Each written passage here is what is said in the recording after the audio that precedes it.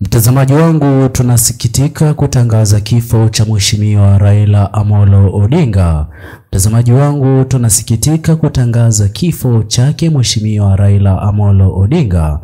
Mtazamaji wangu, leo hii habari mbaya zimeweza kutufikia katika dawati letu la habari hivi sasa, ikibainika kwamba Mheshimiwa Raila Amolo Odinga ameweza kuaga dunia huko India kipindi na wakati ambapo aliweza kuwa katika ratiba ya zoezi kulingana na alivyoandikiwa na daktari kutokana na hitilafu ya mshipa wa moyo aliyoupata akiwa nchini Kenya na kulazimika kwenda huko India kwa ajili ya matibabu ya moyo. Ila leo hii ama asubuhi ya leo, mshtuko wa moyo umeweza kumkuta katika hali ya mazoezi aliyokuwa akifanya yeye na madaktari na baadhi ya jamaa wa karibu aliosafiri nao huko India, na kusababisha kifo ambacho kimeweza kuvunja mioyo ya Wakenya wengi katika Jamhuri ya Kenya, na sio Kenya pekee bali hata blogs nyingi kutoka katika mataifa mengine ikiwemo East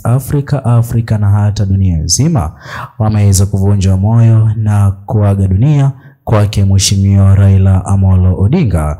Hivi sasa nchini Kenya, ripoti yake Rais William Ruto inazidi kusubiriwa kutokana na utendaji kazi bora waliokuwa wameweza kuanza kushirikiana kati ya upinzani na serikali ya Kenya Kwanza.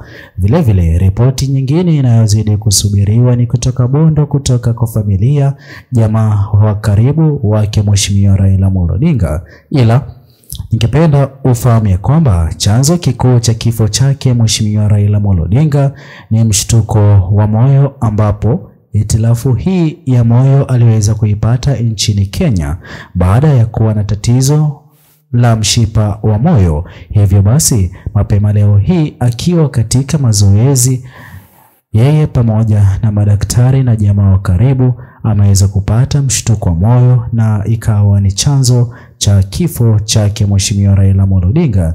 Hivi sasa ni kilio kwa Wakenya wengi kutokana na Mheshimiwa Raila Amolo Odinga kuaga dunia. Pengo lake ni nani ataweza kuliziba?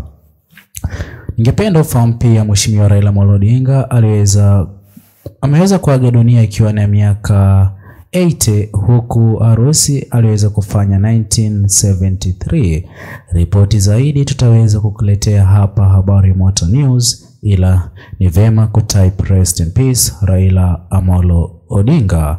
Sisi hapa tungependa kuitakia nguvu familia katika kipindi hiki kigumu, waweze kuwa na nguvu kwa kuwa sio jambo rahisi kamwe. Rest in peace Raila Amolo Odinga.